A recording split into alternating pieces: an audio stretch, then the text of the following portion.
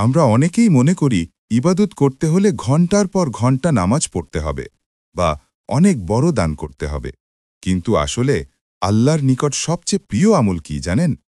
রাসূলুল্লাহ সাল্লাল্লাহু আলাইহি ওয়াসাল্লাম বলেছেন, আল্লাহর নিকট সবচেয়ে প্রিয় আমল হল সেটি যা নিয়মিতভাবে করা হয়, যদিও তা অল্প হয়। সহিহ বুখারী ৬৪৬৫, সহিহ মুসলিম ৭৮২। এর মানে হল প্রতিদিন কিছু জিকির করা, প্রতিদিন কয়েক আয়াত কুরআন পড়া, প্রতিদিন সামান্য দান করা, কিংবা প্রতিদিন ২ রাকাত নফল নামাজ পড়া। এগুলো অল্প হলেও যদি নিয়মিত করা হয়, আল্লাহর নিকট তা অত্যন্ত প্রিয়।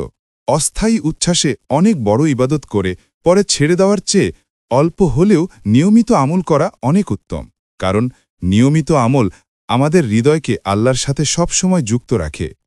রাসূল সাল্লাল্লাহু আলাইহি ওয়াসাল্লাম এবং সাহাবীগণ অল্প হলেও নিয়মিত আমল করতেন।